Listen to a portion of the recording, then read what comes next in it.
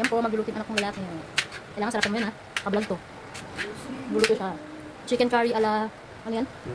Ano? Vermont curry daw. Ala king. Ala curry.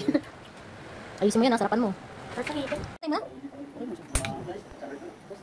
Okay. Ang kanyang niluluto. Curry. Japanese curry. By Stanley. Ako naman na lang siya. Tapos, puti na yan. Ayan na. Konting kulo na lang tapos na yan. Okay na siya. Ang kanyang... Tikman mo daw muna yung luto niya. O, anong lasa? What can you say? Naglaglag na sa ano mo. O, ano, okay na? Panalo na? Pwede na, pwede na. Parang ano, parang chicken curry. Parang chicken curry. Ganda yan siya. Medyo malayo sa lasa, eh, no? Vermont curry. Ayan ang kanyang niluto. Saan niya galing tayo? Ito. Sa kanyang restaurant daw. Ayan ang kanyang. Ayan na. Charan. Binibenta ng ano, company namin. Finish na.